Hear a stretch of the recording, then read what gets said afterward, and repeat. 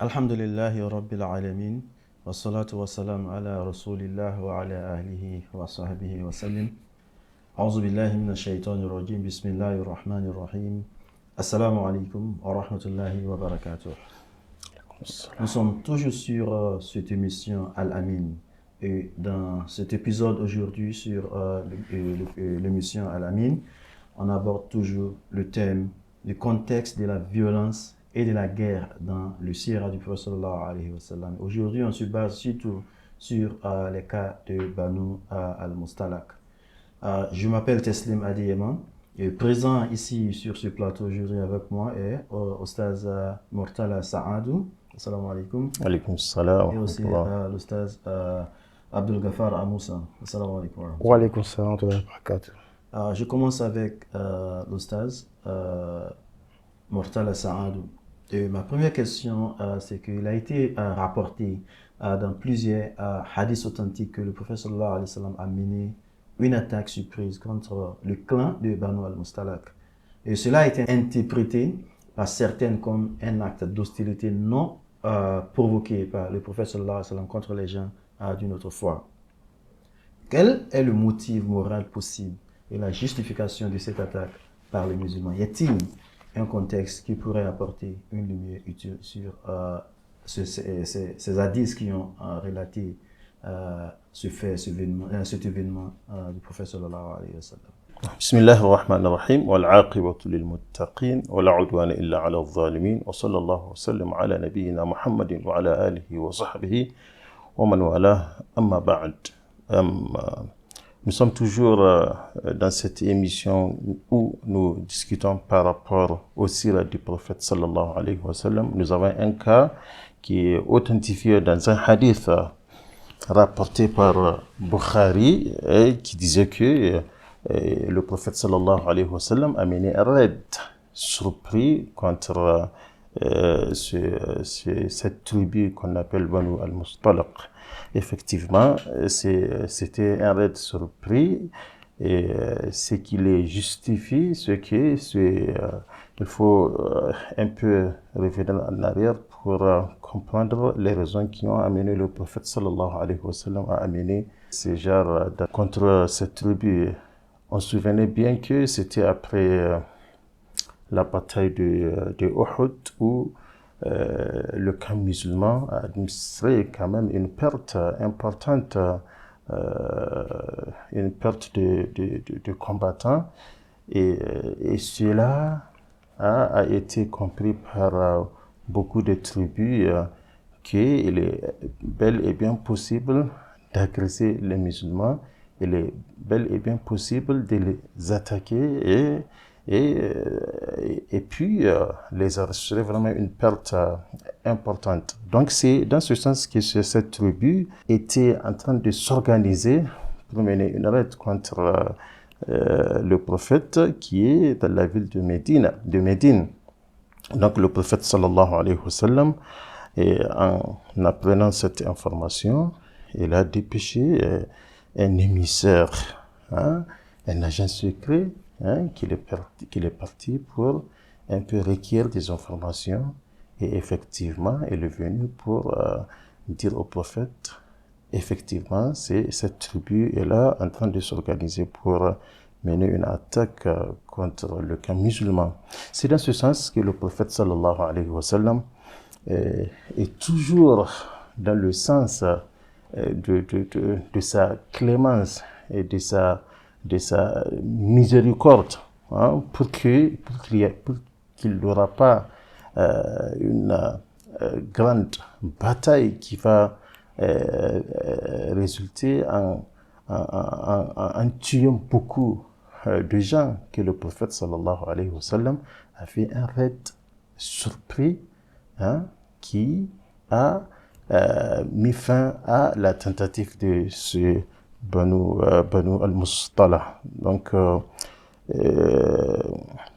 on peut peut-être citer le nombre de gens qui ont été tués. Il y avait 10 personnes côté ennemi dans le grand de Banu al-Mustalaq et une seule perte côté musulman. Hein? Donc, et ça a évité quand même qu'il y ait beaucoup de morts pendant cette attaque. Et c'est ça qui a mis... L'attaque a été préemptive, c'était pour protéger les musulmans. Effectivement, oui, effectivement, parce que des informations sûres, hein, que le prophète sallallahu alayhi wa sallam a reçues montrent que ces gens-là, ils sont là en train, ils ont même commencé à s'approcher vers Médine.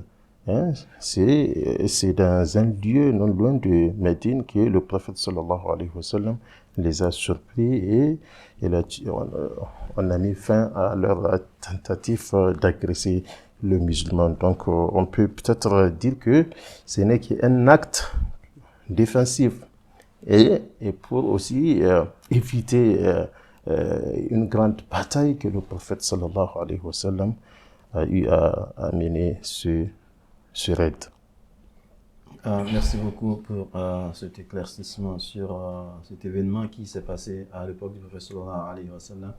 Il y a un autre événement aussi qui a suivi cela, et c'était le fait que la question à l'Oustaz Moussa Abdel Ghaffar. La question, c'est que il a été rapporté que le prophète sallallahu alayhi wa sallam a proposé le mariage à Bara Jouairiya, la fille du chef de Banu Mustalak, que le prophète sallallahu alayhi wa sallam, que l'Oustaz vient d'expliquer l'événement qui s'est passé entre eux et le prophète sallallahu alayhi wa sallam, comme il était l'ennemi de l'islam, le prophète sallallahu alayhi wa sallam proposait le mariage à sa fille. Pourquoi le prophète sallallahu alayhi wa sallam voudrait épouser quelqu'un du camp de l'ennemi? Comment est-ce que c'était pas dangereux? Comment est-ce qu'on explique cela?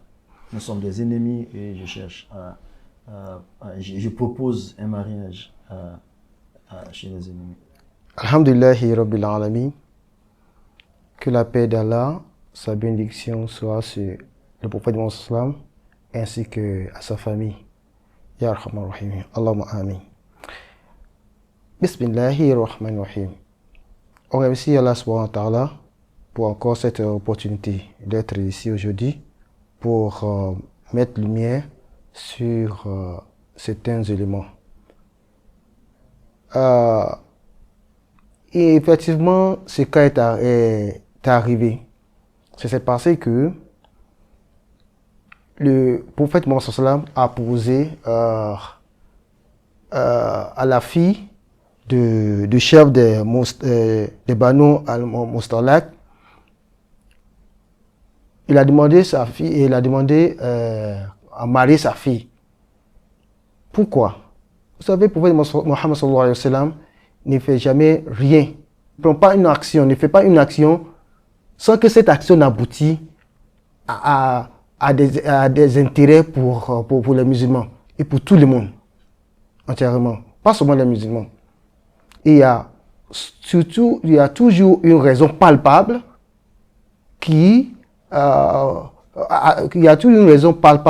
pour toute action menée par le prophète Mohammed. Qu'est-ce qui s'est passé? Vous savez, les Arabes sont des personnes qui, lorsqu'ils ont une tâche sur les habits, ils qualifient cela comme une calamité. Habit dont on fait allusion ici, c'est lorsque un mal les touche. Lorsque quelque chose honteuse les arrive, ils trouvent ça comme une calamité à leur honneur. L'une des calamités, l'une des tâches qui peut affecter leur honneur, c'est d'être captifs. Effectivement, ils ont été captifs et cela les fait mal. Ça y est, Banu al-Mustalik, cela fait très très mal.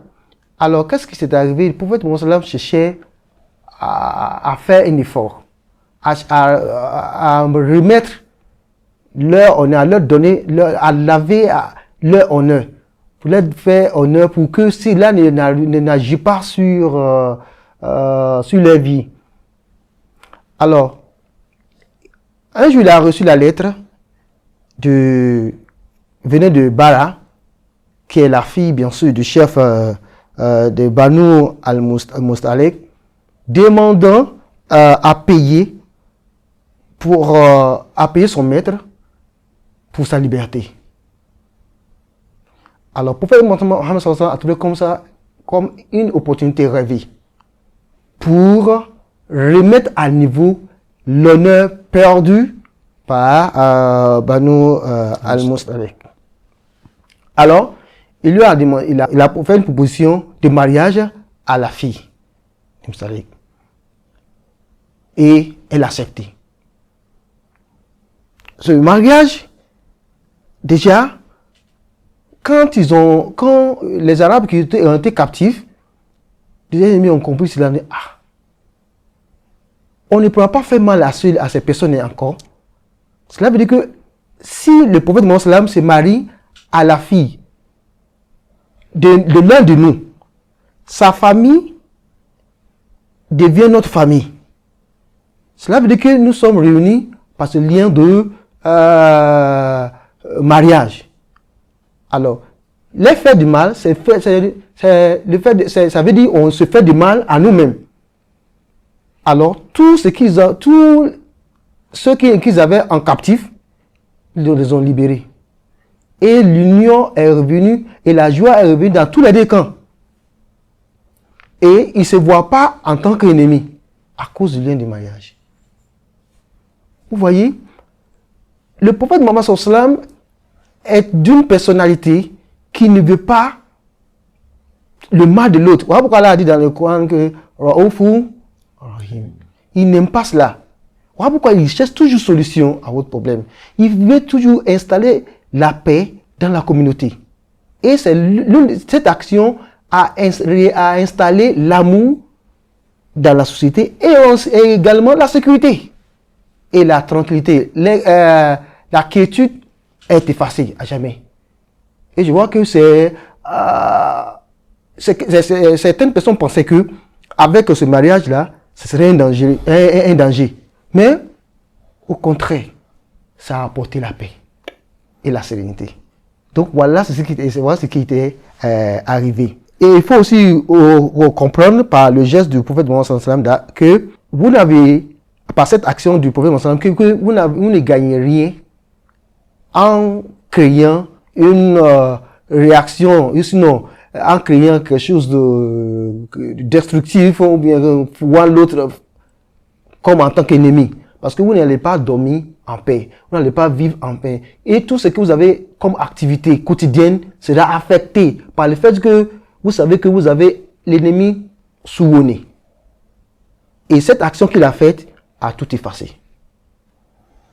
Et il est mieux qu'on fasse de l'autre notre ami que de faire l'autre notre ennemi. Et qu'Allah nous guide. Amin, merci beaucoup. Et voilà ce que le prophète sallallahu alayhi wa sallam a fait. Il a préféré faire d'autres, ses amis, que des ennemis. Le prophète a eu toute une raison justifiée pour détruire le Banu Mustalik.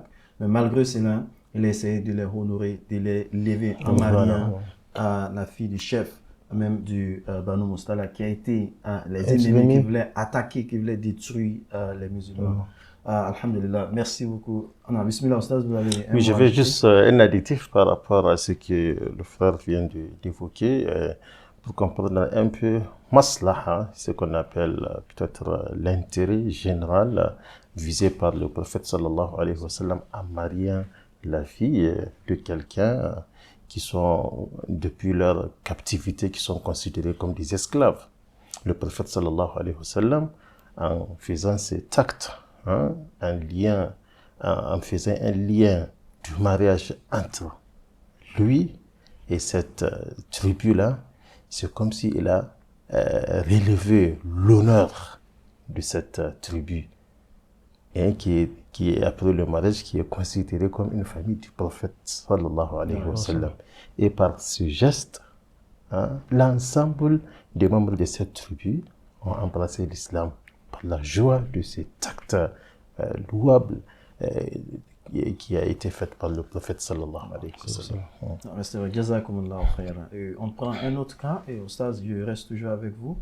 Et le cas, c'est la question que certains prétendent que la conquête de la Mecque a été provoquée par les musulmans, puisque les Quraysh avaient un traité avec les musulmans et ils n'ont pas attaqué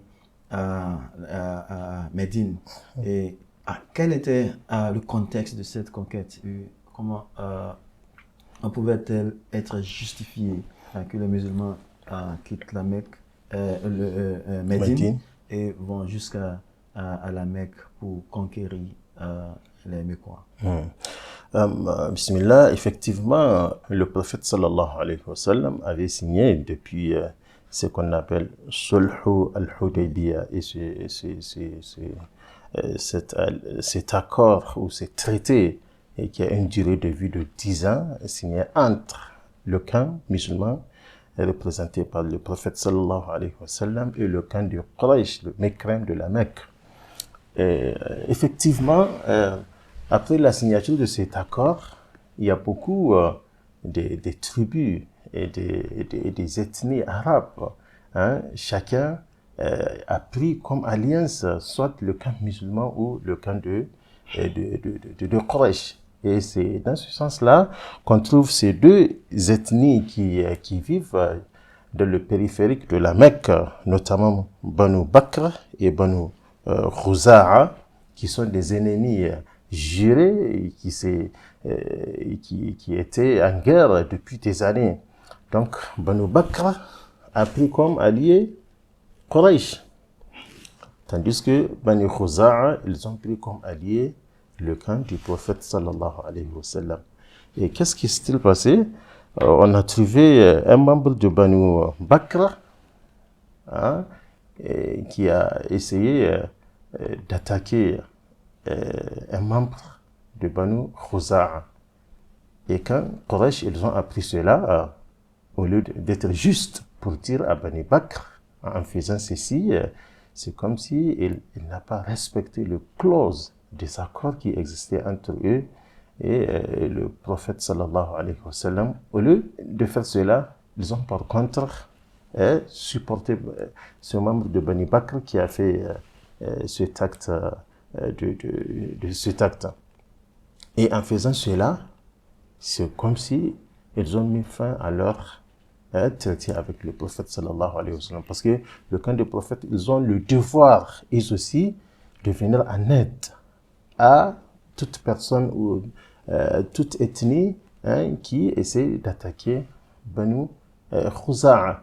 Et c'est donc que le prophète sallallahu alayhi wa sallam, ils ont appris cette... donc le Banu Khuza'a était des alliés oui, du prophète sallallahu alayhi wa sallam. Exactement. Donc le prophète n'ont pas le choix que de se mobiliser pour venir apporter de soutien et c'était la règle à leurs du jeu. alliés. C'était la règle du jeu. C'était la règle du jeu à l'époque. Et qui continue ainsi, même dans notre vie. Oui, il y a toujours des alliés. Voilà. Donc, et c'est de ce sens, le prophète sallallahu alayhi wa sallam a mobilisé un troupe de plus de 10 000 hommes qui se constituent de compagnons du prophète de Médine et d'autres alliés du prophète sallallahu alayhi wa sallam pour venir vers la Mecque. Et il faut noter, même en faisant cette préparation de guerre, il y avait un des compagnons du prophète qui voulait utiliser cette occasion parce qu'ils savent qu'ils vont aller attaquer la Mecque. Il disait qu'une fois à la Mecque, il va prendre des revanches contre certaines ethnies qui ont certainement peut-être eu à tuer un de ses membres. Quand le prophète avait appris cette information, c'est un des commandants. Le prophète l'a automatiquement changé. Ça nous démontre que le but du prophète sallallahu alayhi wa sallam, c'est pas de verser du sang. Et une fois arrivé à la Mecque, le prophète, son message a été clair. Il a donné des ordres à de différents commandants de ces troupes-là. Pas d'attaque, pas d'agression, sauf si ils ont été attaqués. Et quand les mécréants, les Quraysh, ils ont vu cette troupe du prophète sallallahu alayhi wa sallam, le nombre, ils savaient que pour avoir une victoire, ça va être difficile.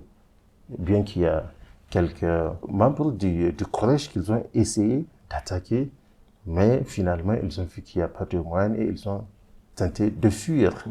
Et ils ont même pris ils ont essayé de fuir. Il y a la possibilité de leur poursuivre et les attraper. Il y a Khalid ibn al-Walid qui a donné des instructions à ceux qui ne soient pas poursuivis. Et c'est comme ça que le prophète sallallahu alayhi wa sallam, ils étaient arrivés à la Mecque et le prophète sallallahu alayhi wa sallam avait donné beaucoup d'ouverture pour que les différentes tribus et les différents Mécois qui veulent de façon libre embrasser l'islam. Qu'est-ce que le prophète a dit? Je me rappelle un hadith où il disait Man dakhala bayt Abi Sufyan fa huwa amin. Tout c'est lui qui rentre dans la maison de Abu Sufyan, qui est un leader de Quraysh. Il est sain et sauf. Et donc, elle a donné beaucoup d'ouvertures. Et c'est comme ça, un à un, et groupe par groupe, jusqu'à ce que tous les habitants de la Mecque ont embrassé l'islam. Il n'y avait pas eu la guerre. C'est pour cela que même le Coran a qualifié cet incident d'un fath, c'est-à-dire c'est une ouverture. On ne peut pas qualifier cette sortie comme une bataille. C'est Allah subhanahu wa ta'ala l'a qualifié fath mubin, une ouverture éclairée. Voilà, parce qu'il n'y avait pas eu de sang qui a été versé. Donc c'est comme ça que la ville de la Mecque est devenue une ville sous la domination des musulmans. Donc, merci beaucoup, Oustaz, pour ces détails. Toujours sur la conquête du Makkah, je viens à vous, Oustaz Moussa Abdel Ghaffar. Il y a des gens qui ont du mal à comprendre que le Fath Makkah, la conquête du Makkah est une conquête. Qu'est-ce que vous pouvez dire sur cela? Alhamdulillah, lorsqu'on parle de conquête, on a une référence des choses qui sont incluses dans cela. Conquête d'un territoire ou bien d'un lieu demande une entrée avec force, avec une armée redoutable, avec tout ce qu'on a qui peut détruire.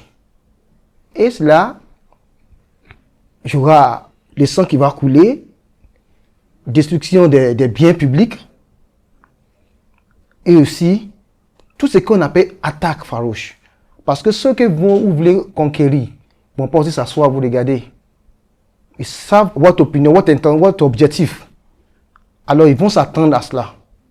Alors la conquête de la Mecque n'est pas cela. Ça contredit totalement sur toute la ligne. Alors, lorsque le prophète Mohammed sallam voulait entrer avec ses compagnons à la Mecque pour cette conquête,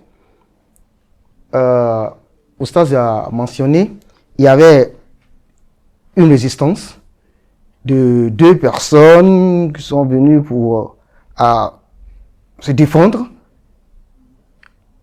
Alors, lorsqu'ils ont vu l'armée, ils ont vu que cette résistance sera vaine. Alors, ils ont décidé de fuir. C'est là que le commandant de l'armée, Khalid, a dit non, laissez-les. Le prophète Mohammed, lorsqu'il est entré, il y a certaines personnes qui ont dit ça c'est une conquête. Cette conquête sera un massacre. Le prophète Mohammed lui a répondu que ce n'est pas un massacre, c'est plutôt une miséricorde. Vous voyez, il est entré paisiblement. Et les autorités de la Mecque trouvées en place, c'était qui voyaient le prophète Mohammed venir vers eux. Ils ont commencé à faire son éloge, disant tu es ceci, tu es le fils des honorés, des ceci, tu es là. Ils leur demandent qu'est-ce que vous pensez que je... Ils ont commencé à faire ces éloges. Non, aujourd'hui vous êtes libres. C'était étonné. Vous voyez? Le prophète, Ils étaient étonnés. Ils étaient étonnés. À cause de ce que eux, ils l'ont fait auparavant. Pendant 13 ans, 13 ans. ils ont persécuté les musulmans, ils ont tué même plusieurs de ses compagnons. Et aussi, lorsqu'il est arrivé à Médine, ils ne l'ont pas laissé tranquille, ils ont attaqué. De temps en temps, il attaquait et tout cela. Alors maintenant, il a le pouvoir de les détruire et il dit... De prendre sa vengeance, mais il a jugé utile qu'ils sont libres. Et évidemment. Et même lorsqu'on dit que cette conquête n'est que la conquête des cœurs des habitants de la Mecque. Ils ne sont pas venus pour massacrer, pour tuer. Non, c'est la conquête. Voilà pourquoi il a, Oustaz a mentionné tout à l'heure, que ceux qui partaient vers Abu Sufyan pour se réfugier, pour se mettre à l'abri, dit que tous ceux qui entrent dans la maison d'Abu Sufyan, malgré les attaques menées par Abu Sufyan, ses attitudes malsaines, il dit non, tous ceux qui entrent dans sa maison sont à l'abri. Au lieu de les suivre jusqu'à la maison de chez lui et massacrer tout le monde, ainsi que le propriétaire de la maison, il dit non, ils sont à l'abri. Même Sufyan lui-même. Parce qu'il y avait un niveau, il y avait déjà avant, à l'absence de... quand le prophète Mohammed et ses compagnons étaient en exil, ils ont réorganisé politiquement cette patrie-là, la Mecque. Et lorsqu'il est arrivé, il n'a pas changé, il n'a rien changé. Abu Sufyan est resté avec son rang, le rang qui lui avait été donné. Et il était à l'abri, aucun mal lui a fait. Ça, c'est une conquête des cœurs des habitants de la Mecque. Vous voyez, contrairement à ce que les gens disent, il a prouvé que cette conquête n'est pas dans le sens dont les gens lui donnent, mais c'est dans un sens pacifique. Que tout le monde était libre. Et quand il faisait tawaf, quand il tournait autour d'eux, il y avait un Mekwa qui disait que s'il voulait trancher la tête du prophète Mohammed sallam, et à la fin, le prophète lui a dit, pourquoi tu as dit, il lui a expliqué pourquoi tu as dit cela. Il a dit, comment tu as su? Allah me l'a révélé. Vraiment, tu es un messager d'Allah. Il a embrassé l'islam. Vous voyez? Il a entendu, c'est son intention. Si c'était quelqu'un d'autre, il allait agir mal envers cette personne. Bon, il n'y avait pas de diffusion de sang et tout était fait dans la paix. Sallallahu alayhi wa sallam. Donc c'est là qu'on te dit ce que les gens disent à propos de la conquête de la Mecque. Merci beaucoup, Ostaz. Un dernier mot pour conclure sur ce programme aujourd'hui. Effectivement, cette conquête de la Mecque, c'est un exemple qui montre que l'islam, c'est une religion qui est là pour la paix, qui ne cherche que établir la paix et la justice. Sans se répéter, c'est juste, on va revenir un peu en arrière, prendre la position des Mecquois, tous ceux qui ont eu affaire vis-à-vis de la personne et du prophète sallallahu alayhi wa sallam et vis-à-vis de l'islam. Ils les ont expulsés de sa ville natale. Ils ont tué ses compagnons. Ils ont pris le bien de ses compagnons. Toutes ces choses-là, le prophète sallallahu alayhi wa sallam, maintenant, quand il a eu la position de force, si ce n'était pas quelqu'un qui reçoit le wahy, révélation, Allah subhanahu wa ta'ala, si ce n'est pas quelqu'un qui est là pour établir la paix, il allait prendre sa vengeance. Et on a vu aussi avec ses compagnons qui ont l'intention de prendre vengeance, il les a mis à l'ordre en disant que nous sommes là pour établir la paix, la justice. Donc, on devrait aussi tirer l'exemple de cet événement, nous, en tant que musulmans, de toujours privilégier la paix qui est la violence. Qu'Allah subhanahu wa ta'ala nous guide. Amen. Merci beaucoup, Ostaz. Le prophète sallallahu alayhi wa sallam préférait conquérir les cœurs que conquérir les sols. En gagnant les cœurs des hommes, il a pu conquérir toutes les sols sans verser du sang. Merci beaucoup, Ostaz. Merci pour votre présence aujourd'hui, Inch'Allah. On va s'arrêter ici aujourd'hui et on continue dans l'épisode prochain. Assalamu alaikum wa rahmatullahi wa barakatuh.